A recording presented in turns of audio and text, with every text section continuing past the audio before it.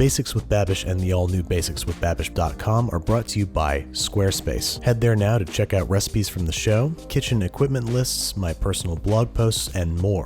Get 10% off your first Squarespace order with offer code BABISH. Whether you need a domain, website, or online store, make your next move with Squarespace. Alright, so first up we're going to make our own curry powder out of 1 stick of cinnamon, 1 nut of nutmeg, 2 dry bay leaves, 1 tablespoon of whole cloves, 2 tablespoons of cumin seeds, 3 tablespoons of coriander seeds, or as I call them, cilantro babies, 1 tablespoon of cardamom, and optionally 1 teaspoon of red pepper flake for a little bit of heat. And now, with the exception of the nutmeg, we're going to toast all of these spices in a dry stainless steel saute pan. Why don't we head on over to the stove? Alright, so now over medium heat we're going to keep swirling this guy. We want to keep the spices moving so they don't stick or burn. And we're going to keep this up until they're nice and toasty, they smell nice and fragrant, but they're not quite smoking. I personally like to break up my cinnamon stick a little bit. All you got to do is use your strength, like so.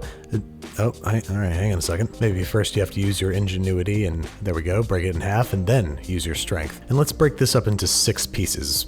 4 is probably fine. And like I said, just keep toasting until they're nice and fragrant, but not quite smoking. Then immediately remove them from the heat and dump them into your favorite spice grinder, which is just a coffee grinder that you only use for spices. We've got some really hardy stems and seeds and shells in here, so make sure you process them halfway to death, because the last thing you want to do when you're eating your curry is pull chunks of rock-hard cloves out from between your teeth. So I like to initially dump it out and give it a feel. If you still feel any whole spices in there, you can either sift them out or toss them right back into the spice grinder, give them another whiz, maybe kind of knock it around a little bit to make sure that all the spices are getting a little bit of blade time, until you are left with a fine, fragrant, powdery powder, which, once we add a little bit of freshly grated nutmeg, will blow the absolute pants off anything that you can get at the grocery store in a bottle. Don't believe me? Shove your nose into it and see if you don't arise a changed man. So now on to the making of the actual Tikka Masala. First up, we have to make a yogurt marinade for our chicken. I'm starting with a cup of full-fat yogurt, and then I'm going to peel my ginger using a spoon, which is a trick that people talk about, and I'm going to grate about 2 inches worth of ginger into the bowl. But you are not done grating. Now we're going to grate 2 cloves of garlic into the mix. And of course, we're going to add about a tablespoon's worth of our freshly made curry powder. I'm also going to season our marinade with a pinch of salt, some freshly ground pepper, and a healthy squirt of olive oil. Go ahead and tiny whisk those all together. And here you will find one of the few times that I'm recommending boneless, skinless chicken breasts. I think something as fatty and rich as chicken thigh would be overwhelming in a tikka masala context. Anyway, we are cutting our chicken into 1-inch cubes, rigorously mixing them into the marinade, and there you have it, chicken tikka masala, chow down. I'm kidding, don't do that, that's how you get dead. Instead, we're going to allow our chicken to marinate for at least 4 hours and up to 24. Once the chicken is thoroughly marinated, spread out evenly on a broiler pan set in a rimmed baking sheet and introduce them to a broiler set on high for 10 to 15 minutes until they register about 160 degrees internally. While we're waiting for that, it's time to make that famous, beautiful, bright orange sauce, for which we're going to need 2 inches worth of grated ginger, half a small yellow onion minced finely, 2 cloves of freshly grated garlic, and 1 small bird's eye chili finely minced, and you can remove the stems and seeds if you want to make it a little less spicy. Now, in a large saucepan, we are heating 2 tablespoons of vegetable oil until shimmering,